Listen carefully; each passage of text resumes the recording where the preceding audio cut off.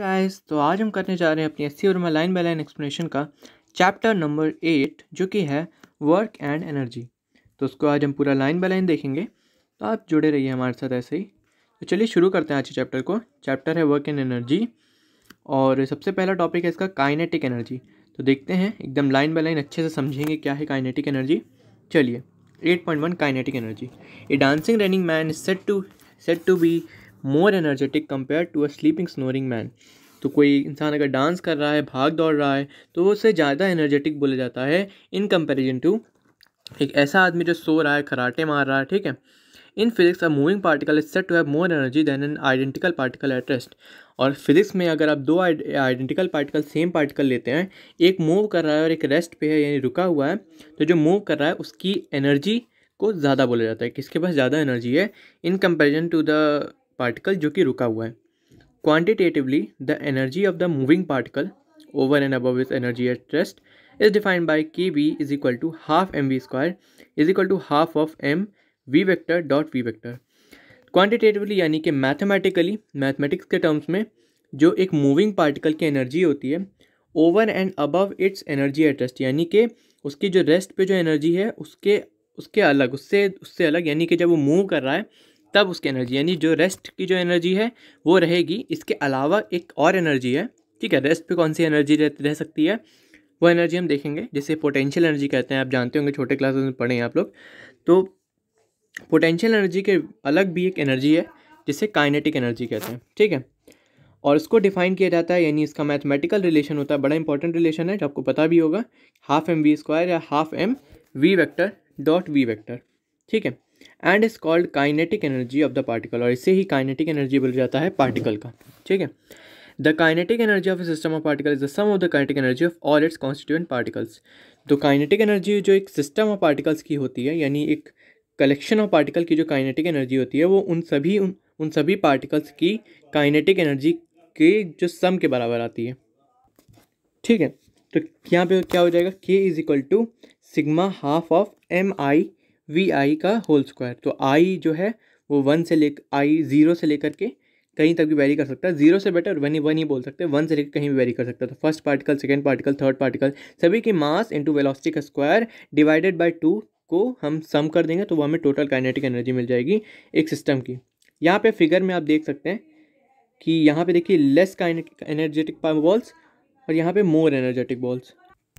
और उसी तरह से यहाँ पे देखिए कि यहाँ पे एक लेस एनर्जेटिक मैन है और एक मोर एनर्जेटिक मैन है जो कि कोई वर्क कर रहा है, मूव कर रहा है या रनिंग कर रहा है। ठीक है।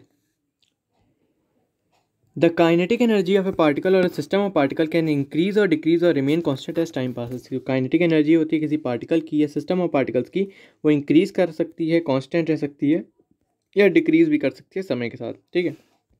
If no force is applied to on the particle its velocity V remains constant. अगर हम कोई भी फोर्स नहीं लगाते हैं उसकी वेलोसिटी पे, तो उसकी जो वेलोसिटी है वो कांस्टेंट रहती है। और इसी तरह से जो, क्योंकि वेलोसिटी काइनेटिक एनर्जी के डायरेक्टली प्रोपोर्शनल है, यानी कि एक तरह से स्क्वायर रिलेशन में है, तो वो भी सेम रहती है अगर उसकी वेलोसिटी सेम रह रही है समय के पास होने के साथ साथ। ठीक है।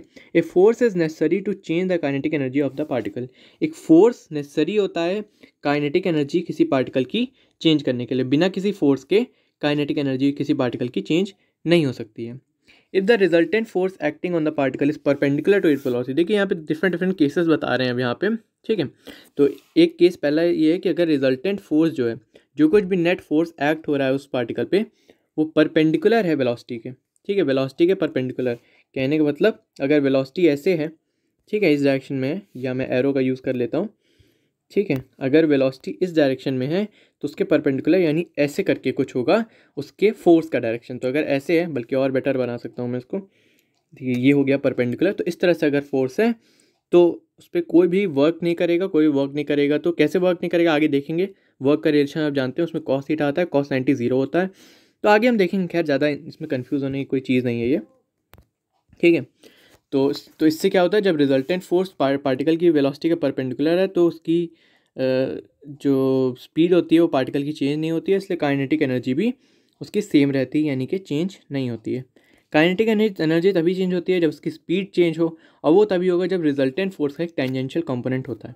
ठीक है। तो वही चीज़ देखिए नेक्स्ट लाइन में लिखा हुआ है कि kinetic energy changes only when the speed changes and that happens only when the resultant force, ध्यान दीजिएगा रिजल्टेंट फोर्स, कोई भी एक दो फोर्स नहीं। अगर सिंगल फोर्स लग रही है तो वही रिजल्टेंट फोर्स होगी, अगर कई फोर्सेज लग रही हैं तो उनका जो रिजल्टेंट सम आएगा उसके बारे में बात हो रही है। तो उसका अगर टेंजेंशियल कंपोनेंट होगा यानी उस डायरेक्शन में कंपोनेंट होगा जिस डायरेक्शन में वेलोसिटी है उसकी, ठीक है, या फिर उसी के आसपास होगा तो उसका वो एक कंपोनेंट जो वेलोसिटी को बढ़ाएगा, उसकी वजह से स्पीड चेंज होगी, ठीक है। और स्पीड चेंज होगी तो डेफिनेटली फिर काइनेटिक एनर्जी चेंज होगी। देखिए ध्यान रखिएगा, डायरेक्शन चेंज होने से काइनेटिक एनर्जी पे कोई फर्क नहीं पड़ता, क्योंकि काइनेटिक एनर्जी होता है वी डॉट वी, और वी डॉट वी आप जानते हैं डॉट प्रोडक्ट है, डॉट प्रोडक्ट से एक स्केलर क्वांटिटी आती है जो कि डायरेक्शन पर डिपेंड नहीं करती है। When the particle falls near the earth surface, जब पार्टिकल जो है वो अर्थ सरफेस के पास गिर रहा होता है तो उसका जो फोर्स ऑफ ग्रेविटी है उसकी वेलोसिटी के पैरेलल होती है, ठीक है। तो उसकी काइनेटिक एनर्जी टाइम के साथ इंक्रीज करती जाती है। लेकिन दूसरे हाथ पर on the other hand a particle projected upwards has force opposite to the velocity and kinetic energy decrease. अगर आप बॉल को नीचे छोड़ते हैं तो बॉल की स्पीड बढ़ती जाती है, उसकी काइनेटिक एनर्जी बढ़ती जाती है। अगर आप बॉल को ऊपर फेंकते हैं तो उसकी स्पीड समय के साथ कम होती जाती है और इस तरह से उसकी काइनेटिक एनर्जी भी कम होती जाती है, ठीक है। आगे बढ़ते हैं।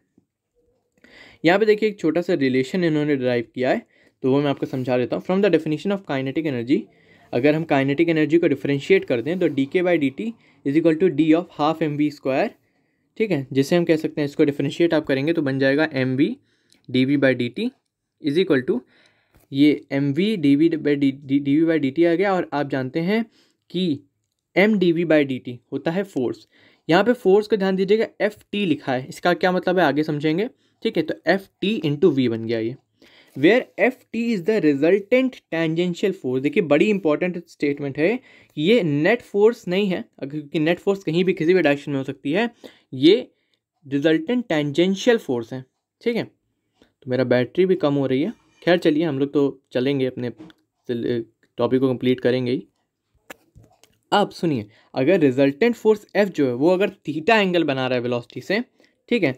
अब एफ टी का मतलब आप समझ गए। अब देखिए एफ टी का एक्चुअल मीनिंग है कि एफ का वो कंपोनेंट जो वेलोसिटी के साथ के एक्यूट एंगल बना रहा हो। सिंपल शब्दों में अगर हम आपसे बात करें, 90 डिग्री से पीछे बना रहा होगा या 90 डिग्री से आगे बना रहा होगा, तो एक्यूट या तो ऑब्ट्यूज। अगर 90 डिग्री बनाना है तो उसको बेकार हो जाएगा।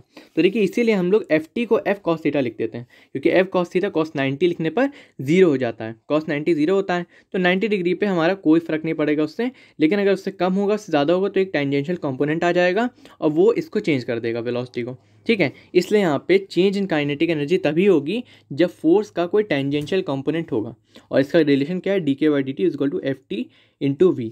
तो आगे बढ़ते हैं, D K by D T is equal to F V cos theta और F dot V is equal to F dot D R by D T. और फाइनली देखिए एक रिलेशन आता है। देखिए यहाँ पे अगर आप कन्फ्यूज हो ना, मैं आपको बता दूँ कि यही वेलोसिटी को D R by D T लिख दिया गया, ये वाली जो वेलोसिटी इसको D R by D T लिख दिया गया है, और डी टी से ये वाले डी टी कैंसिल हो गया, तो D K is equal to F dot D R. Finally जो ये वाला रिलेशन है ये एक अच्छा रिलेशन डेराइव हो गया है, इसको अभी इसका हम आगे यूज़ करेंगे और इसको भी आप ध्यान में रख सकते हैं। Change in kinetic energy is equal to force into small displacement D R, ठीक है। आगे बढ़ते हैं, अब चलते हैं हम अपने वर्क एंड एनर्जी थ्योरम पे, ठीक है। चलिए, work and energy theorem, the quantity F dot D R is equal to F D R cos theta is called work done by the force F on the particle during small displacement D R. तो जो quantity F dot D R है, जो कि हमने ऊपर अभी derive की, ठीक है, ये जो क्वांटिटी हमने डेराइव की यहाँ पे एफ डॉट डी आर, ये क्या है, इसको अगर हम खोल करके लिखें डॉट प्रोडक्ट को, तो F dot D R is equal to F D R cos theta, ये कहलाता है work done by the force F. Work जो कि किया जा रहा है फोर्स एफ द्वारा on the particle during small displacement D R, छोटे से डिस्प्लेसमेंट डी आर पे एफ फोर्स जो वर्क कर रहा है किसी पार्टिकल पे, उसे हम एफ डॉट डी आर या फिर वर्क डन कहते हैं। तो work done on the particle by force acting on it finite displacement is obtained by. अगर फिर किसी फाइनाइट डिस्प्लेसमेंट की बात करें तो जो वर्क डन है वो किस तरह से निकाला जाएगा, सीधी सी बात है, स्मॉल डिस्प्लेसमेंट क्या है तो आप इसको इंटीग्रेट कर देंगे, तो वर्क डन ये डी डब्ल्यू था, ये वाला पार्ट जो है, ये वाला पार्ट डी डब्ल्यू दिखा रहा था, दोनों साइड को इंटीग्रेट कर देंगे तो वर्क डन आ जाएगा। Work done is equal to integral of F dot D R is equal to integral of F cos theta into D R, where the integration has to be perform along the path of the particle, जहाँ पे integration जो है वो कि path के along perform किया जाएगा कि कहाँ से कहाँ तक उसका पाथ है, उस हिसाब से इंटीग्रेशन के लिमिट्स रखेंगे हम, ठीक है। If F is the resultant force, अगर एफ जो है रिजल्टेंट फोर्स है पार्टिकल पे, we can use the equation 8.2 to get इतना, ठीक है। Work done is equal to F dot D R is equal to integral D K is equal to K2 minus K1। Does the work done of the particle, अब यहाँ पे आपको ध्यान देना है कि एफ डॉट डी आर का integral जो है वो और कुछ नहीं, इंटीग्रल डी के हो जाएगा, क्योंकि हमने ऊपर यहाँ पे डराइव करके रखा है, ठीक है। D K is equal to F dot D R, और ये फाइनली हो जाएगा, अगर हम लिमिट्स रख देंगे तो फाइनल के माइनस इनिशियल काइनेटिक एनर्जी। तो देखिए बड़ा इंपॉर्टेंट रिलेशन है, तो इसको मैं पर्पल से मार्क कर दे रहा हूँ, और मेनली आपको यही रिलेशन ध्यान में रखना होगा, और यही एक्चुअली वर्क एनर्जी थ्योरम है। इसकी जो ऑफिशियल स्टेटमेंट है ये हम आगे पढ़ेंगे, तो तब तक के लिए थोड़ा धैर्य रखिए, ठीक है। एक ये आपके पास अगली एक स्टेटमेंट आएगी, और एक एंड में भी एक अच्छी सी स्टेटमेंट है वर्क एनर्जी थ्योरम की, तो दोनों हम देखेंगे। दस, देखिए बड़ी एम्फेसाइज कर रहा हूँ इस स्टेटमेंट पे, बहुत ध्यान देना है, बल्कि मैं अच्छा ही कलर यूज़ कर लूँ उसमें। Thus the work done on a particle by the resultant force is equal to change in its kinetic energy, this is called work energy theorem. यानी कि एक पार्टिकल पे जितना वर्क डन हो रहा है उसके रिजल्टेंट फोर्स के कारण वो इक्वल होगा उसकी चेंज इन काइनेटिक एनर्जी के बराबर, यानी final kinetic energy minus initial kinetic energy is equal to work done on that particle. तो ये बड़ा इंपॉर्टेंट लॉ है, इसको आपको ध्यान में रखना है, ठीक है। अगर कई फोर्सेस काम कर रहे हैं, ठीक है, यहाँ पे जैसे हमने रिजल्टेंट फोर्स बोल दिया, तो अगर हम देखेंगे कई फोर्सेस काम कर रहे हैं, F1 F2 F3, ठीक है, तो उसमें हम क्या करेंगे, F1 F2 F3 be the individual forces acting on the particle, the resultant force इतना हो जाएगा, और work done by the resultant force हो जाएगा work done is equal to F dot D R. तो एफ की जगह हम सारे फोर्सेस लिख देंगे, डॉट डी आर, तो सबका अलग अलग आप इंटीग्रल निकाल लेंगे, तो उससे आपको रिजल्टेंट फोर्स के द्वारा जो वर्क डन होगा वो निकल जाएगा। इसको आप फाइनली इक्वेट कर सकते हैं K2 माइनस K1 से, where is equal to where F1 dot D R इनका integral is work done by the F1 and so on, ठीक है। Thus the work done by the resultant force is equal to sum of the work done by individual forces। इसीलिए जो work done by resultant force होता है equal होता है work done by individual forces के, ठीक है। हर एक फोर्स जो काम कर रहा होगा उन सबका सम कर लेंगे, तो वो रिजल्टेंट फोर्स जो काम करेगा उसके वर्क डन के बराबर होगा, यानी एक एडिटिव क्वांटिटी है और सिंपली ऐड हो जाएगी। Note that the work done on a particle by individual force is not equal to change in its kinetic energy होगा। हाँ देखिए काइनेटिक एनर्जी, तो कहने का मतलब यहाँ पे कि किसी सिंगल फोर्स के कारण जो वर्क डन होगा उसे आप इक्वेट नहीं करेंगे K2 माइनस K1 के, यानी चेंज इन काइनेटिक एनर्जी के, यानी डेल्टा के, बल्कि sum of the work done by all the forces, इसको आप इक्वेट कर सकते हैं, which is equal to work done by resultant force is equal to change in its kinetic energy, ठीक है। तो ये आपका एक और इंपॉर्टेंट डेफिनेशन है जिसको आप ध्यान में रख सकते हैं, ठीक है। सम ऑफ द वर्क डन, बल्कि यही मैं कह रहा था कि जो सेकंड डेफिनेशन आपको मिलेगी, the sum of the work done by all the forces on the particle which is, चलिए मैं इसको पर्पल से अंडरलाइन कर दूँ ताकि आप थोड़ा सा इसको ध्यान में रख पाएँ। The sum of the work done by all the forces acting on the particle which is equal to work done by the resultant force is equal to change in its kinetic energy, ठीक है। तो उम्मीद है आपको ये बात समझ में आई होगी। आगे बढ़ते हैं, थोड़ा सा पावर के बारे में डिस्कशन हो रहा है, तो पावर के बारे में डिस्कशन कर लेते हैं। The rate of doing work is called power delivered. जो रेट होता है वर्क करने का, ठीक है, उसे हम पावर डिलीवर्ड कहते हैं। The work done by the force F in an small displacement D R is D W is equal to F dot D R. जो वर्क डन होता है फोर्स एफ के कारण स्मॉल डिस्प्लेसमेंट डी आर में, वो होता है D W is equal to F dot D R, और इसीलिए पावर डिलीवर्ड हो जाती है, रेट ऑफ डूइंग वर्क है तो D W by D T हो जाता है, पी इज इक्वल टू और F is equal to D R by D T, या एफ डॉट वी, यानी फोर्स और वेलोसिटी का डॉट प्रोडक्ट, ठीक है। The SI unit of power is joule per second and is written as watt. जो SI unit होता है power का वो होता है जूल पर सेकेंड, और उसे हम वॉट के नाम से जानते हैं। और commonly used unit of power is horse power. ये देखिए ये क्वांटिटी पूछी जाती है कई बार ऑब्जेक्टिव एग्जामिनेशन में, 746 वॉट होता है एक हॉर्स पावर के बराबर, तो उसको भी आपको ध्यान में रखना है। चलिए तो अब हम चलते हैं अपने अगले टॉपिक की तरफ, जो कि है कैलकुलेशन ऑफ वर्क डन, ठीक है। हम कैसे वर्क डन कैलकुलेट करेंगे अलग अलग सिनेरियोज में, जैसे कांस्टेंट फोर्स है, वेरिएबल फोर्स है, ठीक है, और भी बहुत सारे हम सिनेरियो देखेंगे तो उसमें कैसे हम एक्चुअली वर्क डन को कैलकुलेट करेंगे, क्योंकि वर्क एनर्जी थ्योरम लगाना यानी कि हमें वर्क डन निकालना, work done is equal to K2 minus K1। आपको बार बार ये चीज़ मैं आपको रिमाइंड कराता रहूँगा। और देखिए ऊपर भी डेफिनेशन लिखिए, sum of the work done by all the forces acting on the particle which is equal to the work done by the resultant force is equal to change in its kinetic energy. तो अब हमें ये तो बता दिया गया कि जो वर्क डन है वो जो कुछ भी वर्क डन हो रहा है सभी फोर्सेस के कारण उनका जो सम है वो इक्वल है चेंज इन काइनेटिक एनर्जी के। लेकिन अगर बहुत सारे तरह के फोर्स हो रहे हैं, स्प्रिंग फोर्स हो रहा है, ग्रेविटेशनल फोर्स हो रहा है, ये सब फोर्स किसी पार्टिकल पे लग रहे हैं, तो उनके कारण जो वर्क डन होगा वो हम एक्चुअली कैलकुलेट कैसे करेंगे, तो वही दिखाने के लिए, वही हम समझाने के लिए अगला टॉपिक है हमारा, ठीक है, calculation of work done. The work done by force on a particle during a displacement has been defined as F is equal to W is equal to F dot DR। तो ये तो एक formal definition हो गई, इसको simplified form में अभी आगे देखेंगे अलग अलग सिनेरियोज में। तो एक जनरल फार्मूला जो है लेकिन वो यही हो गया कि work done is equal to integral of F dot DR। अब आगे बढ़ते हैं। अगर मान लीजिए कोई कांस्टेंट फोर्स है, suppose the force is constant in direction as well as in magnitude during the displacement, then work done is equal to F dot DR, या क्योंकि F कांस्टेंट है तो F को आप बाहर निकाल लेंगे, तो F और इंटीग्रल ऑफ DR का इंटीग्रल R हो जाएगा, तो सीधे एफ आर हो जाएगा, F dot R, where R is the total displacement of the particle during which the work is calculated. एक चीज़ यहाँ पे ध्यान में रखनी है आपको, F डॉट R आप लगा सकते हैं फॉर्मूला, लेकिन इसमें आपको ध्यान रखना है कि R जो है वो टोटल डिस्प्लेसमेंट है पार्टिकल की ड्यूरिंग द वर्क डन। जहाँ तक पार्टिकल जा रहा है उसकी डिस्प्लेसमेंट आपको इनिशियल से फाइनल लोकेशन तक ही देखनी होगी, ना कि आपको बीच के कहीं के पॉइंट की देखनी होगी, ठीक है। अगर थीटा है angle between the constant force and the displacement, अगर फाइनल डिस्प्लेसमेंट और कांस्टेंट फोर्स के बीच में एंगल थीटा है, तो आप F डॉट को खोल लेंगे तो आगे कॉस थीटा आ जाएगा, तो work done is equal to F R cos theta. Basically आपको याद ये रखना है, ठीक है। अब ऊपर वाला डॉट भी याद रख सकते हैं, लेकिन ये याद रखेंगे तो आपके लिए बेटर होगा, क्योंकि ये सिंपली आपको आसान लगेगा याद करने के लिए, इसमें मैं आपको बता रहा हूँ, ठीक है।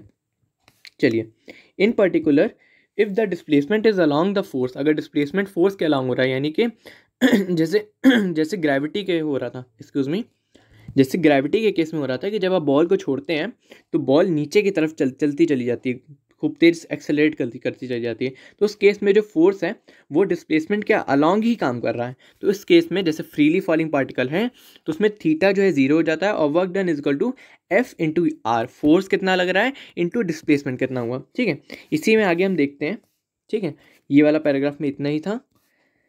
The force of gravity mg is constant in magnitude and direction the particle moves near the surface of the earth। अगर surface of the earth के आसपास ही है पार्टिकल तो force of gravity constant होती है मैग्नीट्यूड में भी और डायरेक्शन में भी।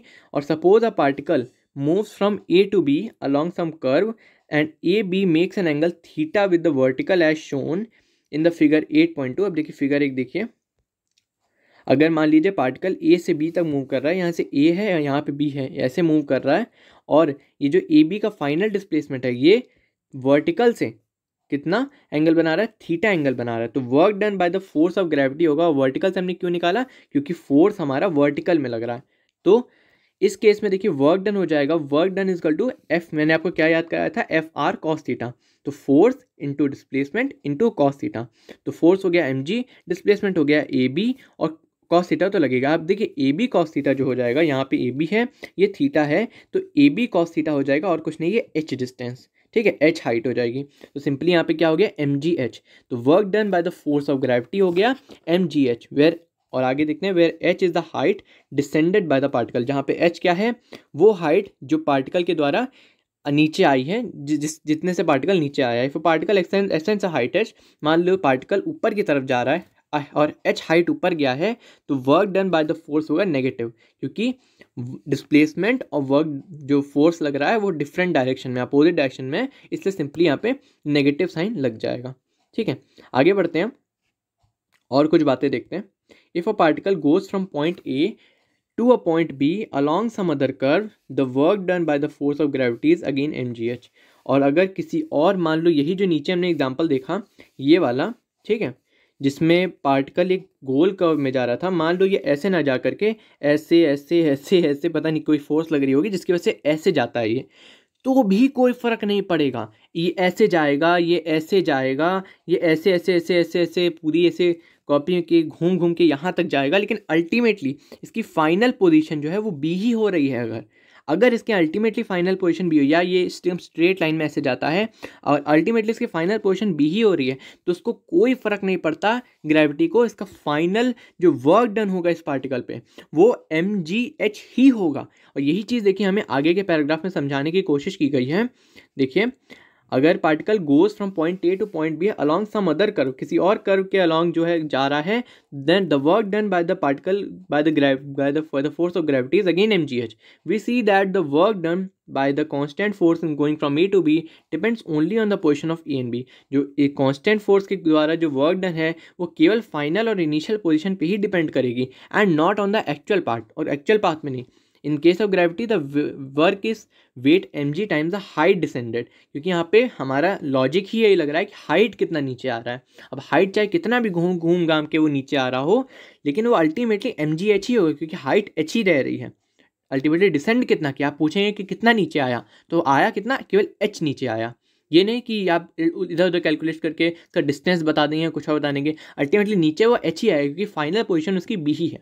If the particle starts from, अगर ए से स्टार्ट हो रहा है and reaches to the same point A after some time, the work done by the gravity during this round trip is zero. अगर वापस से ए पर ही आ जा रहा है घूम करके, जैसे यहाँ पे बना हुआ है ना, तो मान लीजिए यहीं से घूम करके किसी फोर्स के चलते ये यहाँ से घूम करके वापस ए पर आ जा रहा है, तो work done by the force of gravity हो जाएगा इस केस में जीरो। ठीक है, as the height descended is zero, क्योंकि हाइट जो नीचे गया है वो जीरो हाइट नीचे गया है। ठीक है, we shall encounter other forces having this property. और हमें, ये तो ग्रेविटी एक एग्जांपल है, हमें और भी बहुत सारे ऐसे फोर्स मिलेंगे जिसमें इस तरह की प्रॉपर्टी हमें देखने को मिलेगी। तो जब भी ऐसी प्रॉपर्टी देखनी है, आपको ध्यान में रखना है कि ग्रेविटी के में हमने क्या क्या सीखा था, वही चीज़ हमको इसमें लगा देनी है। ठीक है, चलिए आगे बढ़ते हैं अगले टॉपिक पे, जो कि है spring force. Consider the situation shown in figure 8.3। तो 8.3 फिगर आप देख सकते हैं, उसमें जो सिचुएशन दी गई है आप उसको एक बार के लिए देखिए। ठीक है, one end of the spring is attach to a fixed vertical support. एक एंड जो है स्प्रिंग का यहाँ पे वो फिक्स्ड वर्टिकल सपोर्ट पे लगाया हुआ है, और दूसरा एंड यहाँ पे ब्लॉक पे अटैच किया गया है। Other end to a block which can move on horizontal table. Let x equal to 0 denote the position of the block when the spring is natural. जब स्प्रिंग नेचुरल लेंथ में है, यानी अपने original length में है, ना stretch है ना कंप्रेस है, तो उसकी जो पोजीशन है ब्लॉक की वो दी हुई है x इक्वल टू 0। और उसके बाद हमें कैलकुलेट करना है वर्क डन। कब कैलकुलेट करना है, on the block by the spring force as the block moves from x equal to 0 to x equal to 1। मान लो इसको खींच करके आपने बाहर से फोर्स लगाया, अपने हाथ से इसको खींचा और इसको x इक्वल टू 0 से x इक्वल टू 1 तक ले आए, तो स्प्रिंग फोर्स ने कितना वर्क किया इस पर। देखिए, डिस्प्लेसमेंट तो अपोजिट है, स्प्रिंग फोर्स तो स्प्रिंग तो चाहिए कि आगे ना जाए, तो खींचेगी इसको पीछे की तरफ। ये वाला जो स्प्रिंग होगी तो उसको पीछे की तरफ खींचेगी, कह रही आगे क्यों जा रहे हो, पीछे चलो। ठीक है, तो उसका अपोजिट डिस्प्लेसमेंट आ रहा होगा, मतलब डिस्प्लेसमेंट अपोजिट, फोर्स अपोजिट, दोनों एक दूसरे के अपोजिट होंगे। तो क्या होगा उसमें, आगे हम देखते हैं। The force on the block is k times the elongation of the spring. और फोर्स आप जानते हैं, हमने पहले भी देखा था फोर्सेस चैप्टर में, कि जो स्प्रिंग का फोर्स होता है वो k टाइम्स होता है elongation of spring. But the elongation changes at the block moves and so does the force. और जैसे जैसे ब्लॉक मूव कर रहा है वैसे वैसे फोर्स बढ़ती जा रही है। जितना ज़्यादा आप खींचेंगे फोर्स उतनी ज़्यादा बढ़ेगी। तो हम इस बार f को इंटीग्रेशन के बाहर नहीं ला सकते f.dr में। ठीक है, तो हमें क्या करना पड़ेगा, वर्क डन एक स्मॉल इंटरवल में कैलकुलेट करना पड़ेगा, जिसमें ब्लॉक x से x प्लस dx डिस्टेंस में मूव करता है। The force in this interval is kx। और इस इंटरवल में फोर्स कितना होगा, kx होगा। हमने kx इसलिए माना क्योंकि ऐसे हम फोर्स स्प्रिंग फोर्स को हम इसी तरह से एज्यूम करते हैं। द डिस्प्लेसमेंट इज dx, और डिस्प्लेसमेंट dx है। The force and the displacements are also opposite in direction. तो f.dr को हम लिख लेंगे क्योंकि f इंटू माइनस डी लिख लेंगे, क्योंकि माइनस डी क्योंकि अपोजिट डिस्प्लेसमेंट है उसका फोर्स का, और जो हम फोर्स को पॉजिटिव अगर डायरेक्शन में लेंगे तो हमारा डिस्प्लेसमेंट नेगेटिव आएगा, और डिस्प्लेसमेंट को पॉजिटिव डायरेक्शन में लेंगे तो हमारा फोर्स नेगेटिव आएगा, इसलिए एक नेगेटिव साइन यहाँ पे लग जाएगा। तो f.dr खुल करके माइनस kx इंटू dx आ जाएगा। ठीक है, during this interval the total work done as the block is displaced from x equal to 0 to x equal to 1 is, यहाँ पे देखिए वर्क डन यहाँ पे निकल आएगा 0 से लेकर x1 तक हम इसको डिस्प्लेस कर रहे हैं, और माइनस kx इंटू डी इसका वो है, क्या कहते हैं हम, फोर्स है, f.dr है। तो उसको हम अंदर इंटीग्रेट करेंगे। जब इंटीग्रेट करेंगे तो हमें आएगा, मिलेगा यहाँ पे हाफ ऑफ kx स्क्वायर, जहाँ पे लिमिट्स रखनी है 0 से x1 तक, और 0 से x1 अगर आप लिमिट्स रख देंगे तो ये मिल जाएगा हाफ ऑफ kx1 का होल स्क्वायर। ठीक है, नेगेटिव के साथ। If the block move from x1 to x2, अगर ब्लॉक x1 से x2 में मूव कर रहा है तो लिमिट्स ऑफ द इंटीग्रेशन है x1 एंड x2, तो वर्क डन हो जाएगा हाफ ऑफ के x1 का स्क्वायर माइनस हाफ ऑफ के x2 का स्क्वायर। तो सिंपली मैं आपको बताऊं आपको क्या याद रखना है, ये भी आप याद रख सकते हैं ये वाला इक्वेशन, या सिंपली आप ये वाला इक्वेशन याद रखते हैं, या इन दोनों को ही छोड़ दीजिए। हमें आगे बहुत अच्छा से एक टेबल मिलेगा, उसको आप याद रख लीजिएगा, उसको उसमें ज़्यादा याद भी नहीं रखना है और आसानी से आपको चीज़ें भी क्लियर हो जाएंगी। ठीक है, note that if block is displaced from x equal to 1 to x equal to 2 and brought back to x equal to 1, the work done by the spring force is 0। और मान लो अगर ब्लॉक को displace किया जा रहा है x equal to 1 से लेकर के x इक्वल टू 2 तक और वापस x इक्वल टू 1 तक ले आया जा रहा है, तो वर्क डन जो स्प्रिंग फोर्स के कारण है वो 0 है। ठीक है, work done during return journey is negative, the work done on the during the onward journey the net work done by the spring forces in round trip is 0। कहने का मतलब जाने में जितना फोर्स जितना वर्क लग रहा है उसका नेगेटिव वर्क डन आने में लग रहा है, इसलिए राउंड ट्रिप में जो स्प्रिंग फोर्स का वर्क डन होता है वो 0 हो जाता है।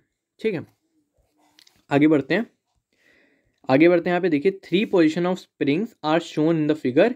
इन 1 the spring is in natural length, in 2 it is compressed by amount x, और in 3 it is elongated by amount x। Work done by the spring force in the various situation is shown in the following table. तो इस table को पहले देख लेते हैं। Table से पहले आपको मैं दिखा दूं किस फिगर की बात कर रहा है ये। तो इस फिगर की ये बात कर रहा है। इस फिगर में देखिए पहला वाला जो केस है इसमें जो ब्लॉक है ये x से डिस्प्लेस करके इसको नेचुरल लेंथ, अभी ये नेचुरल लेंथ में है, यहाँ पे इसको कंप्रेस करके नेचुरल लेंथ से x कम कर दिया गया है और इसमें इसको नेचुरल लेंथ से बढ़ाकर x ज़्यादा कर दिया गया है। ठीक है, यानी इसमें कर दिया गया है, इसमें कर दिया गया कंप्रेस, इसमें कर दिया गया है इलॉन्गेट। ठीक है, तो इसमें वर्क डन देख लेते हैं जल्दी जल्दी। इसको अभी आप बहुत ध्यान से इस टेबल को याद कर सकते हैं। मैं कहूँगा कि मैं इसको पूरा ही ऑरेंज रंग से पर्पल रंग से करता हूँ ताकि आपको ज़्यादा समझ में आए, ये टेबल बेटर होगी। अगर आपका इनिशियल स्टेट नेचुरल है, आपको कंप्रेस कर देना है, तो उसके work done against the force हो रहा है, तो सीधे बात है नेगेटिव वर्क डन आएगा। और x1 0 है, x2 यहाँ पे माइनस x है, तो माइनस के एक्स स्क्वायर। बेसिकली अगर आपको मैं एक और चीज़ यहाँ पे कह दूँ, क्या आप इसको याद रख लीजिए, सिंपली इस वाले फॉर्मूले को आप याद रख लीजिए। एक सेकंड रुक जाइए। ठीक है, इसको आप याद रख लीजिए, इससे आपका काम बन जाएगा, मैं कह रहा हूँ। ठीक है, अगर आपको x1 x2 अगर ध्यान हो जाएंगे किसी भी चीज़ के लिए कि x1 0 है, x2 इतना है, x1 इतना है, जो भी है आप उसको ध्यान रख लेंगे तो आपका काम हो जाएगा। ठीक है, तो इसको भी मैं कर दे रहा हूँ इसी कलर से ताकि इसको भी आपको ध्यान में रखना है। अगर नेचुरल से आप इसको इलोंगेट करते हैं, ठीक है, तो आपको हाफ के एक्स स्क्वायर वो भी नेगेटिव का आएगा। लेकिन जब वर्क डन उसी फोर्स के अलाउंग हो रहा होगा, यानी इलोंगेटेड से जब नेचुरल में आ रहा होगा तो पॉजिटिव वर्क डन होगा। जब कंप्रेस से नेचुरल में आ रहा है, यानी वर्क डन और डिस्प्लेसमेंट, वर्क डन फोर्स और डिस्प्लेसमेंट जब सेम डायरेक्शन में होंगे तो वर्क डन पॉजिटिव आएगा। और अगर इलोंगेटेड से कंप्रेस में जा रहे हैं आप और x से माइनस एक्स में जा रहे हैं, दोनों तरफ सेम डिस्प्लेसमेंट है, तो वर्क डन 0 हो जाएगा, क्योंकि एक तरफ पॉजिटिव एक तरफ नेगेटिव। और इस तरह से कंप्रेस से इलोंगेटेड में जा रहे हैं तो उसमें भी वर्क डन 0 हो जाएगा। ठीक है, आगे बढ़ते हैं। एक और केस देखते हैं जिसमें फोर्स जो है वो परपेंडिकुलर है वेलोसिटी के। मान लीजिए फोर्स ऐसा लिया है आपने जो पूरे टाइम वेलोसिटी के परपेंडिकुलर रहता है। ठीक है, तो इसमें क्या होगा, सपोज, अरे यार चलिए, suppose f is perpendicular to v for all the time, then f dot dr is equal to f dot v into v dt is 0 in any small interval and work done by this force is 0। कहने का मतलब यहाँ पे देखिए इसने छोटा सा change किया है, dr को v dt लिख दिया है, क्योंकि dr by dt v होता है, तो dr को v dt लिख दिया है। और यहाँ पे डॉट का सिंबल है, ये देखिए लाइन मिसप्रिंट है ये सब, तो आपको उसको ध्यान में रखिएगा, मैं जो बोल रहा हूँ उस पर ध्यान दीजिएगा। तो f डॉट v आएगा ये यहाँ पे, तो जब v और f पूरे टाइम परपेंडिकुलर, यहाँ पे परपेंडिकुलर का सिंबल है, ठीक है, यहाँ पे परपेंडिकुलर का ऐसे वाला सिंबल होगा। ठीक है, इसको आप ध्यान दे दीजिएगा। तो यहाँ पे जो है जब पूरे टाइम फोर्स और वेलोसिटी परपेंडिकुलर तो ये क्वांटिटी 0 हो जाएगी, तो f डॉट डी आर 0 हो जाएगा, f डॉट डी आर 0 हो जाएगा तो वर्क डन 0 हो जाएगा। तो हर केस में work done by the force is 0, यानी काइनेटिक एनर्जी पूरे टाइम कांस्टेंट रहेगी। और इसका एग्जांपल क्या है, मान लीजिए आपने एक पार्टिकल को रस्सी में बांधा, उसको गोल गोल घुमाया सर्कुलर पाथ में, तो टेंशन जो है हमेशा परपेंडिकुलर होगा वेलोसिटी के, और work done by the tension 0 हो जाएगा सर्कुलर मोशन में। ठीक है, तो उम्मीद आपको इतनी बात समझ में आई होगी फोर्स परपेंडिकुलर टू वेलोसिटी में। आगे बढ़ते हैं। देखिए अब यहाँ पे चीज़ों को थोड़ा सा समराइज़ करके बताया है कि कौन कौन से 3 जो हमने केसेस देखे वो हमको थोड़ा सा और क्लियर कर रहा है क्या चीज़ है। तो द फोर्स तीन केसेस जो यूजुअली अराइज करते हैं किसी भी वर्क डन के प्रॉब्लम में, वर्क एनर्जी के प्रॉब्लम में, वो है the force is perpendicular to the velocity at all instant. तो इस केस में वर्क डन क्या हो जाएगा, वो जीरो हो जाएगा, ठीक है, अगर परपेंडिकुलर है फोर्स वेलोसिटी के। ठीक है, मैं यहाँ पे मार्क कर दे रहा हूँ, ठीक है, यहाँ पे मार्क कर देता हूँ, force is perpendicular to velocity, force is perpendicular to velocity अगर होगा तो सिंपली आपको क्या ध्यान में रखना है कि work done by the forces than zero. अगर फोर्स कांस्टेंट है, ठीक है, मैं यहाँ पे कांस्टेंट वर्क को मार्क कर दे रहा हूँ, if the force is constant तब क्या करना है, अगर और मैग्नीट्यूड में भी और डायरेक्शन में भी, दोनों चीज़ में, तो work done by the force क्या हो जाएगा, सिंपली आपको फॉर्मूला याद रखना है ये वाला, ठीक है, F equal to F D cos theta या FR कॉस थीटा, जो भी आपको याद रहे। When F and D are the magnitudes of the force displacement and theta is the angle between them. The amount of work done depends only on the end portion and not on the intermediate part. The work done round trip zero, force of gravity on the earth surface is an example. तो वही चीज़ें जो हमने अभी पढ़ी, तो कोई बार बार बताने की कोई ज़रूरत नहीं है मेरे ख्याल से, ठीक है। F और D मैग्नीट्यूड है, थीटा एंगल है, उनके बीच का amount of work done depend करता है उनके एंड पोजीशन पे, और उनके इंटरमीडिएट पाथ पे नहीं डिपेंड करता है। वर्क डन राउंड ट्रिप पे जीरो होता है, और फोर्स ऑफ ग्रेविटी इसका एग्जांपल है, ठीक है। The work done by the due to the force of gravity on the particle of mass mgh, और h is the height descended by particle. अगर h हाइट से नीचे आया है तो उस पर वर्क डन mgh होगा। अगर आपको कहीं पे फोर्स इस तरह का मिलता है जैसे स्प्रिंग फोर्स टाइप का होता है, the force is F is equal to -kx, तब आप क्या करेंगे, जैसे इलास्टिक स्प्रिंग में होता है, तब आप क्या करेंगे, magnitude of work done by during the displacement x और to its natural position is half kx²। कहने का मतलब कहीं x डिस्प्लेस करने के लिए या x डिस्प्लेसमेंट से वापस नेचुरल लेंथ में आने का जो वर्क डन होगा वो हमेशा हाफ kx² होगा। बस इसमें चेंज क्या होगा कि वर्क डन प्लस kx² हो सकता है, माइनस kx² हो सकता है। इस बात पे डिपेंड करता है कि फोर्स और डिस्प्लेसमेंट सेम डायरेक्शन में है या अपोजिट डायरेक्शन में। तो ये भी आपको ध्यान रखना होगा। बल्कि मैं इसको एक चीज़ और यहाँ पे करना चाह रहा हूँ, ये पार्ट को थोड़ा सा अंडरलाइन कर दूँ अच्छे कलर से, क्योंकि ये इंपॉर्टेंट है, क्योंकि हर जगह पे हाफ kx² ही होता है, ठीक है। तो इतना मेरे ख्याल से आपको बात समझ में आई होगी। आगे बढ़ते हैं अपने नेक्स्ट टॉपिक पे, work energy theorem for a system of particle. एक सिस्टम ऑफ पार्टिकल्स के लिए वर्क एनर्जी थ्योरम हम लगाना सीखते हैं, ठीक है। चलिए, work energy theorem for a system of particle. So far we have consider the work done on a single particle. अभी तक हमने देखा वर्क डन एक सिंगल पार्टिकल पे क्या वर्क डन होता है। The total work done on a particle equals change in its kinetic energy. और टोटल वर्क डन जो होता है पार्टिकल पे वो उसकी काइनेटिक एनर्जी के चेंज के बराबर होता है, जो कि हमने वर्क एनर्जी थ्योरम में देखा था। इन अदर वर्ड्स, दूसरे शब्दों में, the change in kinetic energy of the particle we have to change the kinetic energy of the particle we have to apply a force on it and force must do a work on it। और कुछ अलग शब्दों में अगर बात की जाए तो अगर उसकी काइनेटिक एनर्जी किसी पार्टिकल की चेंज करनी है तो हमें एक उस पर फोर्स अप्लाई करना पड़ेगा, और फोर्स को उस पर वर्क भी करना होना जरूरी है। ऐसा नहीं कि हम परपेंडिकुलर फोर्स लगा दें, उस परपेंडिकुलर फोर्स का कोई सिग्निफिकेंस ना रहे, ठीक है।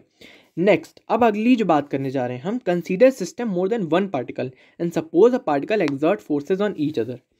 अब हम एक सिस्टम लेते हैं, ठीक है, जिसमें पार्टिकल हैं, कई पार्टिकल हैं, 2-3 पार्टिकल हैं, या मान लीजिए कि एक से ज़्यादा पार्टिकल, 2 पार्टिकल हैं, और वो एक दूसरे पे फोर्स लगा रहे हैं।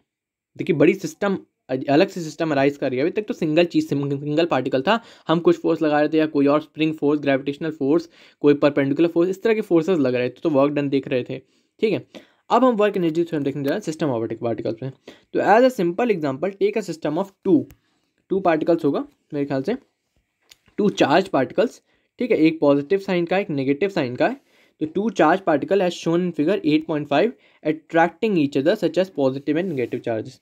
तो ऐसा हम 2 चार्ज का सिस्टम लेते हैं जो एक दूसरे को अट्रैक्ट कर रहे होंगे, फिगर 8.5, ठीक है। बिकॉज ऑफ म्यूचुअल अट्रैक्शन, क्योंकि एक दूसरे से अट्रैक्ट हो रहे हैं, the particles are accelerated towards each other and the kinetic energy of the system increases. एक दूसरे की तरफ अट्रैक्ट होने के कारण जो पार्टिकल्स हैं वो एक दूसरे की तरफ एक्सेलरेट भी हो रहे होंगे, और काइनेटिक एनर्जी सिस्टम की इंक्रीज हो रहा है। आप दोनों को रेस्ट से छोड़िए, वो दोनों एक दूसरे की तरफ अट्रैक्ट होंगे, ठीक है। जैसे मैं आपको दिखाता हूँ, जैसे एक पार्टिकल आपने यहाँ छोड़ दिया, ठीक है, एक पार्टिकल आपने यहाँ छोड़ दिया, कुछ समय बाद आप देखेंगे ये मान लीजिए पॉजिटिव है, ये मान लीजिए नेगेटिव है। कुछ समय बाद आप देखेंगे कि ये पार्टिकल इस तरफ खूब तेज स्पीड से जा रहा है और ये पार्टिकल इस तरफ खूब तेज स्पीड से जा रहा है। तो कहाँ से आई ये सिस्टम की काइनेटिक एनर्जी कहाँ से इंक्रीज हुई? हमने तो दोनों को 0 पे छोड़ा था। तो ये सिंपल सी बात है कि दोनों जब एक दूसरे को अट्रैक्ट कर रहे हैं तो उसकी वजह से काइनेटिक एनर्जी सिस्टम की इंक्रीज हो रही है। We have not applied any external force on the system, हमने तो कोई एक्सटर्नल फोर्स नहीं लगाया, yet the kinetic energy has change, लेकिन काइनेटिक एनर्जी में चेंज आया है, जीरो से कुछ बढ़ के कुछ वैल्यू हो गई है। Let us examine this in more detail, और इसको और डिटेल में देखते हैं। The particle B exert force F A B on A, जो पार्टिकल ए है, ठीक है, जब जो पार्टिकल बी है वो ए पे फोर्स लगा रहा है जो कि एफ ए बी है, और पार्टिकल ए मूव कर रहा है टुवर्ड्स बी, और ये फोर्स वर्क कर रहा है। The work done by this force is equal to increase in the kinetic energy of A, और इसका जो वर्क डन है वो इक्वल हो जाएगा काइनेटिक एनर्जी ऑफ ए, जितना भी इंक्रीज आएगा जीरो से, या अगर हमने कुछ स्पीड दिया तो उससे जितना भी इंक्रीज आएगा उसके बराबर उसका वर्क डन हो जाएगा इस फोर्स का। उस तरह से बी के साथ भी है, जब बी पे कुछ फोर्स लग रहा होगा ए के कारण, ये फोर्स बी पे वर्क कर रहा होगा, उसका जो वर्क होगा वो increase in kinetic energy of B के बराबर होगा। तो work done by F A B, जो एफ ए बी वाला फोर्स है प्लस एफ बी ए वाला फोर्स है, वो इक्वल है टोटल काइनेटिक एनर्जी के इंक्रीज में दोनों पार्टिकल्स के। और एक चीज़ और देखने वाली है कि note that F A B is equal to F minus negative of B, क्योंकि ये न्यूटन थर्ड लॉ से आता है, क्योंकि दोनों ही सेम पेयर वाले चार्जेस हैं, एक दूसरे पे चार्ज फोर्स लगा रहा है तो दूसरा पहले पे चार्ज फोर्स लगा रहा है। तो F A B is negative of F B A, तो F A B plus F B A is equal to zero, इन दोनों का सम जीरो है। But the work done, work by F A B plus the work by F B is not zero, लेकिन इन दोनों के कारण जो वर्क हो रहा है वो तो जीरो नहीं, क्योंकि काइनेटिक एनर्जी इंक्रीज हुई है दोनों पार्टिकल्स की। The two forces are opposite in direction but the displacement are also opposite, लेकिन एक चीज़ और यहाँ पे देखने वाली है कि जो दो फोर्सेज हैं वो डायरेक्शन में अपोजिट हैं, लेकिन इनका डिस्प्लेसमेंट भी अपोजिट है, इसीलिए इसका वर्क जो है जुड़ जाएगा। क्योंकि एफ, देखिए वर्क डन क्या होता है, F dot D are constant force है यहाँ पे, या चलिए वेरिएबल भी है तब भी हल्का फुल्का रिलेशन वही रहेगा ना हर पॉइंट पे, कि फोर्स इनटू कहीं ना कहीं डिस्प्लेसमेंट। तो एक का डिस्प्लेसमेंट पॉजिटिव, फोर्स पॉजिटिव, दूसरे का फोर्स नेगेटिव और उसका डिस्प्लेसमेंट नेगेटिव, तो दोनों ऐड हो जाएंगे। ठीक है, thus the work done by the both that forces are positive and are added, ठीक है, दोनों ऐड हो जाएंगे। The total work done on different particles of a system by the internal forces may not be zero, तो the total work done जो होता है different particles of system by the internal forces का, internal forces के कारण जो work done हो रहा होता है वो कोई ज़रूरी नहीं है कि जीरो हो। द चेंज, इसीलिए देखिए फाइनल लाइन में इसने हमको आखिरी में बता ही दिया जो हमें work energy theorem for system of particles होगा। देखिए ध्यान दीजिएगा, बहुत सबसे इंपॉर्टेंट लाइन यही है, the change in the kinetic energy of the system is equal to the work done on the system by the external as well as internal forces. जो change होगी काइनेटिक एनर्जी किसी system की वो equal to होगी work done by the system, work done on the system by the external as well as internal forces. जो external forces के कारण work done हो रहा है प्लस इंटरनल फोर्सेज के कारण जो वर्क डन हो रहा है वो इक्वल हो जाएगा चेंज इन काइनेटिक एनर्जी। वहाँ आपने देखा कि change in kinetic energy is equal to work done on it by different forces, किसी फोर्स के कारण जो हो सकता है। यहाँ पे दोनों फोर्स कंसीडर करने पड़ेंगे, internal forces plus external forces एक सिस्टम के लिए। ठीक है, तो ये बड़ी इंपॉर्टेंट चीज़ है। चलिए, उम्मीद है आपको इतना चीज़ समझ में आई होगी। ठीक है, अब हम चलते हैं अपने अगले टॉपिक पे जो कि है 8.5 पोटेंशियल एनर्जी। ठीक है, कलर मैं नॉर्मल कर लूँ, कलर हमारा रेड हो जाएगा। Potential energy, consider the system of two charge particle A and B taken in the previous section. मान लीजिए जो दो चार्ज पार्टिकल्स हैं उनका हम सिस्टम लेते हैं और उनको हम साथ में रखते हैं। Suppose at some instant t1 the particle are at position A and B, A और बी पोजिशन पे है। यहाँ पे दिखा दूँ, ये एक, ये ए बी, ये ए है, ये बी है, और यहाँ पे एक एक पार्टिकल है। ठीक है, and are going away from each other with speed v1 v2, और एक दूसरे से दूर जा रहे हैं विथ स्पीड v1 v2। अब देख सकते हैं स्पीड भी यहाँ पे मेंशन है, यहाँ पे और यहाँ पे। अब देखिए कुछ समय बाद क्या होगा, ये एक दूसरे को अट्रैक्ट कर रहे हैं क्योंकि हमने वही सिस्टम लिया है जो प्लस और माइनस का सिस्टम था ऊपर। ठीक है, तो एक समय के बाद इनकी स्पीड थोड़ी सी कम हो जाएगी टाइम t2 पे। ठीक है, इस टाइम t2 पे इसकी स्पीड कुछ कम हो जाएगी, और कुछ समय बाद आप देखेंगे कि फाइनली ए और बी पर आ जाएंगे और इनकी स्पीड उतनी होगी, यानी इनकी काइनेटिक एनर्जी उतनी ही होगी। ठीक है, तो वही चीज़ का डिस्कशन है आगे, तो हम सीधे पढ़ते जाएंगे और मैं आपको मीनिंग समझाता जाऊँगा और इससे क्या इंप्लाई हो रहा है, इसका क्या मतलब है, ये भी आपको मैं समझाता जाऊँगा। The kinetic energy of system is k1। मान लो इस पहले इंस्टेंट पे काइनेटिक एनर्जी k1 है और इसे हम कन्फिगरेशन 1 कह देते हैं। The particle b attracts a and hence the speed v1 decreases as the time passes. तो पार्टिकल b जो है वो a को अट्रैक्ट कर रहा है, ठीक है, और समय के साथ स्पीड v1 डिक्रीज कर रही है और v2 जो स्पीड b की है वो भी डिक्रीज कर रही है। ठीक है, ठीक है, चलिए, दस the kinetic energy of the two particle system decrease, और इस तरह से काइनेटिक एनर्जी दोनों की डिक्रीज कर रही है।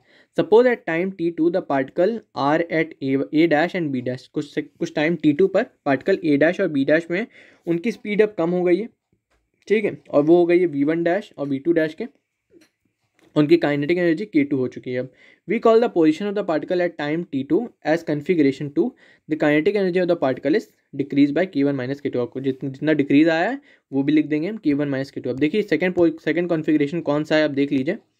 सेकंड कॉन्फ़िगरेशन है ये वाला, सेकंड कॉन्फ़िगरेशन है ये वाला, ठीक है। ये पहला कॉन्फ़िगरेशन था, ये सेकंड कॉन्फ़िगरेशन है, ठीक है। चलिए आगे बढ़ते हैं, देखते हैं क्या कहना चाह रहा है ये। However if you wait for some more time, लेकिन अगर हम कुछ और देर तक वेट करेंगे तो पार्टिकल जो है वो रिटर्न कर जाएंगे अपने ओरिजिनल पोजीशन में, यानी कॉन्फ़िगरेशन 1 में, जिसे T3 कह रहे हैं, और पार्टिकल एक दूसरे के पास मूव कर रहे होंगे। There kinetic energy is again k1। देखिए अगर आपको नहीं समझ में आ रहा है तो यहाँ पे एक पार्टिकल हमने लिया, ये मान लीजिए नेगेटिव चार्ज है, ठीक है, ये मान लीजिए नेगेटिव चार्ज है, और ये दूसरा पार्टिकल हमने लिया, ठीक है, काफ़ी गंदा पार्टिकल बन गया है तो उसको मैं सही कर लूँ। ये हमने दूसरा पार्टिकल लिया, ठीक है, चलिए इससे काम चल जाएगा, ठीक है। थोड़ा और मैं कलाकारी दिखा दूं इसमें। चलिए, ये है मान लीजिए पॉजिटिव चार्ज, ये है मान लीजिए नेगेटिव चार्ज, ये अभी इधर जा रहा था, ठीक है, ये भी इधर आ जाता है। इंट्यूशन से आपको समझ में आ ही जाएगा कि कुछ समय बाद ये दोनों एक दूसरे को अट्रैक्ट करेंगे और ये घूम करके यहाँ पे वापस आएगा और फिर यहीं पे आकर ये रुक जाएगा, और मतलब इसी स्पीड से इस डायरेक्शन में ट्रैवल करने लगेगा। और कुछ समय बाद ये घूमेगा, घूम करके आएगा यहाँ पे आके रुकेगा नहीं, मतलब और उतनी स्पीड से, जितनी स्पीड से गया था उतनी स्पीड से लौटेगा और इस डायरेक्शन में मूव कर रहा होगा। बस यही कहना चाह रहा है यहाँ पे, ठीक है, यही चीज़ यहाँ पे बताना चाह रहा है। चलिए तो मैं मिटा लूँ पहले इसको।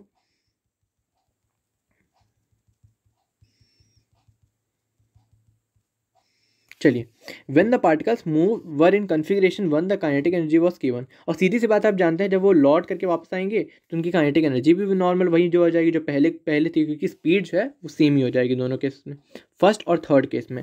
When they reach configuration 2 it decrease to k2, the kinetic energy has decrease, तो काइनेटिक एनर्जी वो डिक्रीज हो गई होगी, बट लेकिन वो लॉस्ट नहीं हुई, कम तो हुई मगर ख़त्म नहीं हुई। We just have to wait, हमें वेट करने पड़ेगा और फिर से वो कॉन्फ़िगरेशन 1 पे आ जाएंगे टाइम T3 पे। The kinetic energy again becomes k1. It seems meaningful and reasonable if we think of yet another kind of energy which depends on the configuration।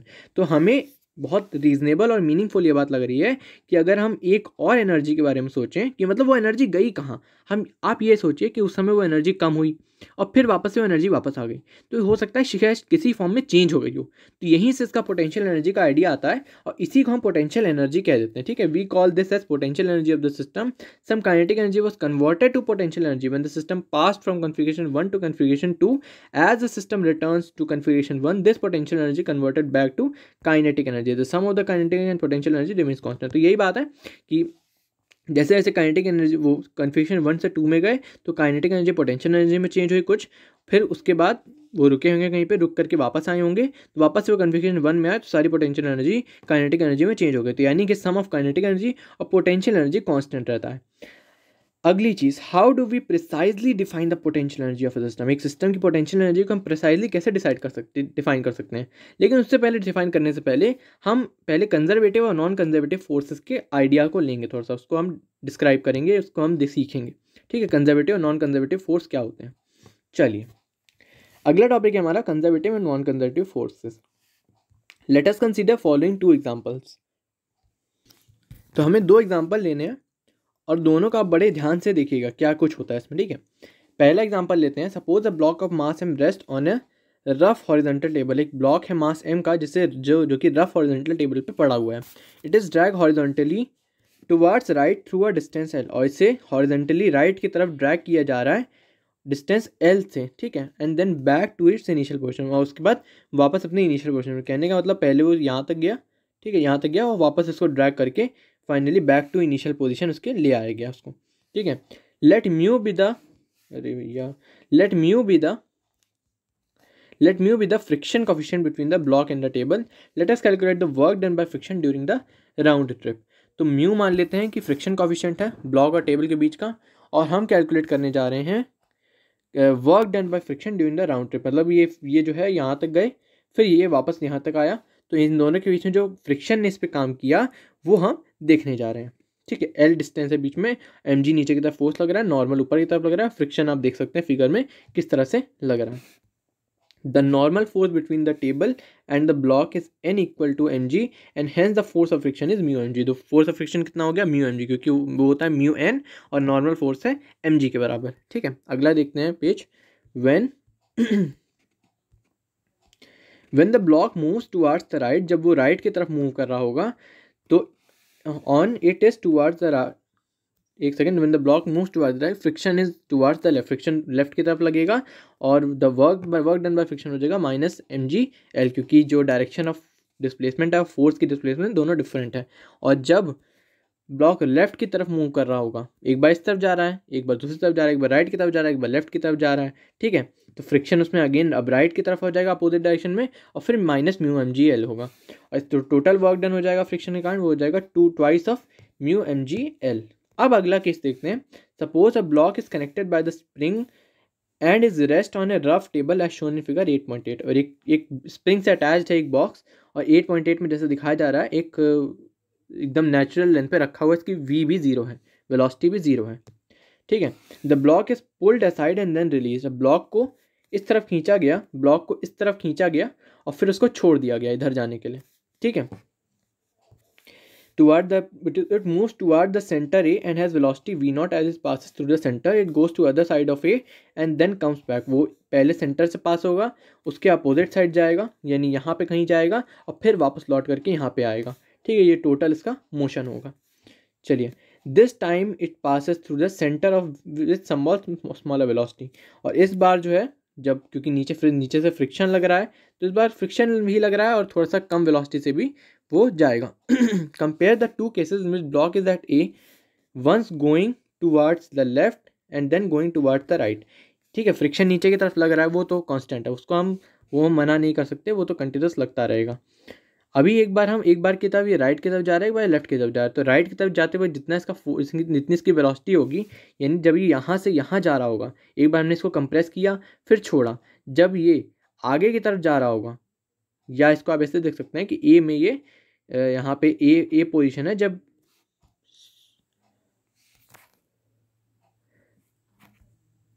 Sorry तो कुछ यहाँ पे टेक्निकल इशू आ गया था।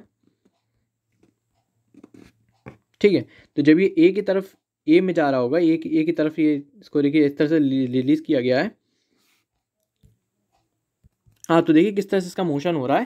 पहले इसका जो मोशन हो रहा है वो कुछ इस तरफ हो रहा है, इस तरफ इसको खींचा गया पहले, उसके बाद देखिए अगर आपने कुछ गलत भी समझा या मैंने कुछ गलत बताया तो आप समझ लीजिए इसको, कि पहले इसको इस तरफ से इस तरफ खींचा गया है, उसके बाद ये जो है मैं आपको समझाता हूँ, पहले इसको इस तरफ से इस तरफ खींचा गया है, उसके बाद ये वापस अंदर की तरफ जाएगा, और अंदर की तरफ जाने के बाद ये वापस इस तरफ जाएगा। ठीक है, तो ये 3 पार्ट हैं इसके मोशन के। तो जब पहली बार आप इसको इस तरफ खींचेंगे तो क्या होगा, जब पहली बार ये ए को क्रॉस कर रहा होगा इस डायरेक्शन के मोशन में तो उसकी वेलोसिटी कुछ होगी, और जब दूसरी बार इसको इस तरफ से क्रॉस कर रहा होगा तो उसकी वेलोसिटी कम होगी, क्योंकि नीचे से फ्रिक्शन लग रहा है। ठीक है, फ्रिक्शनल फोर्स लग रहा है। अब देखिए आगे क्या लिखा हुआ है, in both the cases the system table plus block plus spring has the same configuration. दोनों ही केसेस में जब वो एक बार लेफ्ट की तरफ जा रहा है, दूसरी बार जब वो राइट की तरफ जा रहा है, तो सिस्टम की सेम कॉन्फ़िगरेशन है। ठीक है, the spring has the same length, spring की सेम लेंथ है, the block is at the same point on the table and the table is of course fixed to the ground. सब कुछ मतलब same है कहने का मतलब। The kinetic energy in the second case is less than the kinetic energy in the first case. जो kinetic energy जो second case में है वो लेस देन है काइनेटिक एनर्जी फर्स्ट केस में। This loss in kinetic energy is a real loss, और ये जो काइनेटिक एनर्जी में लॉस हुआ है, यानी इधर से जाने से लेकर उधर से जाने तक, जो 2 बार ए से क्रॉस हुआ, तो पहली बार जब ए से क्रॉस हुआ तो ज़्यादा स्पीड थी, और जब दूसरी बार क्रॉस हुआ तो कम स्पीड थी। ये जो लॉस हुआ काइनेटिक एनर्जी का वो रियल लॉस है, एक्चुअल लॉस, इसको हम कभी भरपाई नहीं कर सकते। Every time the block passes through mean position the kinetic energy of the system is smaller and in due course the block stops on the table. और हर बार जब ये ब्लॉक मूव कर रहा है उस मीन पोजीशन से तो काइनेटिक एनर्जी कम होती जा रही है, और फाइनली ये जाके कहीं ना कहीं पे, और यूजुअली मीन पोजीशन पे जाकर ये रुक जाएगा। ठीक है, we hold friction as a culprit of, हम मानते हैं कि फ्रिक्शन इसका कारण है, because in absence of friction the system regains its kinetic energy as it returns to original configuration. अगर फ्रिक्शन को हटा दें तो फाइनल कॉन्फ़िगरेशन जब आएगा, जब हर बार वो मीन पोजीशन पे क्रॉस होगा तो हर बार उसकी स्पीड सेम टू सेम होगी। Remember, work done by the friction in round trip is negative and not zero. और इसका क्या हम सिग्निफिकेंस निकालेंगे, वर्क डन बाय जो फ्रिक्शन है, जो फ्रिक्शन के कारण जो वर्क डन हो रहा है वो कंजर्वेटिव नहीं है, मतलब आगे हम देखेंगे कंजर्वेटिव क्या हो, वो कहने का मतलब फ्रिक्शन के कारण जो वर्क डन है वो नेगेटिव है यानी और नॉन जीरो है। ठीक है, इससे हमें दो चीज़ें पता चलती हैं, हम की फोर्सेस को दो कैटेगरीज में बांट सकते हैं, पहला कंजर्वेटिव फोर्स और दूसरा नॉन कंजर्वेटिव फोर्स। अब देखिए कंजर्वेटिव फोर्स की डेफिनेशन आ गई है, तो मैं उसको दूसरे कलर से मार्क करता हूँ। The work done by the force during a round trip of a system is always zero, the force is said to be conservative, otherwise it is said to be non conservative. और दूसरी definition आ जाती है, if the work done by the force depends only on the initial and final state and not on the part taken, it is called conservative force. दोनों को मैं explain करता हूँ। देखो ऐसे होगा, इसका मीनिंग है कि जब वर्क डन किसी फोर्स के कारण है एक राउंड ट्रिप में हमेशा जीरो हो रही है तो उस फोर्स को हम कंजर्वेटिव कहेंगे, अदरवाइज हम नॉन कंजर्वेटिव कहेंगे। और दूसरी डेफिनेशन जो है वो क्या कह रही है कि अगर वर्क डन किसी फोर्स की डिपेंड कर रही है इनिशियल और फाइनल स्टेट पे, ना कि पाथ टेकन पे, तो उसे हम कंजर्वेटिव फोर्स कहेंगे। तो इसीलिए हमें यहाँ से पता चलता है कि जो फोर्स ऑफ ग्रेविटी है, कूलम फोर्स है, फोर्स ऑफ स्प्रिंग है और ये सब कंजर्वेटिव फोर्सेज हैं। ठीक है, as the work done by these forces are zero in round trip. हमने देखा था कि work done by gravity Coulomb force के कारण भी होता है और स्प्रिंग के कारण भी, ये सब राउंड ट्रिप में जीरो वर्क डन दिखाते हैं। और वर्क डन बाय फ्रिक्शन जो है वो नॉन कंजर्वेटिव है, बिकॉज राउंड ट्रिप में इसका जीरो नहीं होता बल्कि कुछ ना कुछ, और फ्रिक्शन का तो यूजुअली नेगेटिव ही होता है। ठीक है, तो ये था हमारा इस टॉपिक में कंजर्वेटिव और नॉन कंजर्वेटिव फोर्सेज में। तो ये था हमारे पार्ट 1 में। मैं मिलता हूँ आपको पार्ट 2 में, जिसमें हम इसके आगे के लेक्चर को कंटिन्यू करेंगे।